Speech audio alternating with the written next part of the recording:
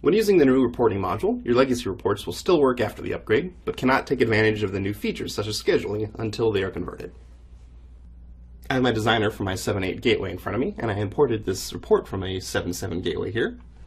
You can see, just like in previous versions of the reporting module, if I double-click on the report viewer, it opens up the report designer just as before. And if we take a look at what's driving the data on this report, if I scroll down to the property editor, we'll see there's this data property, and there's just a simple query that's bringing in all the values on the table. Next, let's take a look at how to convert this simple report. I'll click OK to close the binding window.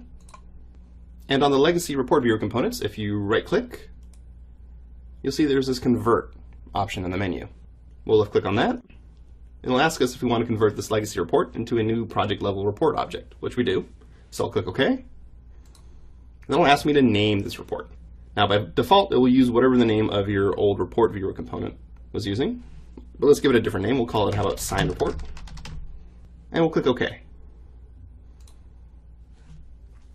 After clicking OK, it looks like the report was converted successfully, so I'll click OK one more time. So a couple things just happened there. First, you can probably see there are two report viewer components now. There's one from 7.7, and then there's a new icon here from the new report viewer component in 7.8. The reason there are two report viewer components is because the conversion process will not destroy or make any modifications to your legacy report. The reasoning behind this is that we don't want to destroy your old report in the event something went wrong with the conversion process. If there was a problem during converting, you can just delete the new report viewer component in the new report and try converting again. It's important to remember that this new report viewer component is technically a different component than the previous report viewer. I can't double-click on the new report viewer object to open up the report designer, and if I right-click on it, there's no conversion option. Second, you probably noticed that the new report viewer component didn't use the name sign report. The conversion process tried to create a new report viewer component with the same name as the last one, but because there was already a report viewer 7_7, it went ahead and just incremented the number at the end to 7_8. So it didn't use sign report when I typed that in earlier. However, if we scroll down here in our project browser, under reports, you'll see that sign report is created down below. So that's where the name was used.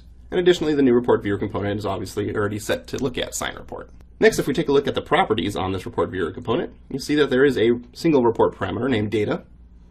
And if we look at the binding on there, it's the same query as before. So let's take a look at what this parameter looks like in the report section. So I'll click OK here. We'll head up to our project browser, and I'll open up our sign report in the reports section. If we head over to the data panel, you'll see there's data under parameters, but it doesn't have a default value. So if we wanted to execute this report anywhere else, we would need to build a data set and then pass it into this parameter. Because of this, we generally recommend as a best practice, any sort of query that your report used be recreated as a data source down below here. That way, all you have to do is pass in strings or dates or integers, and the query will go ahead and take care of itself. But as you can see, it works just fine without us doing that.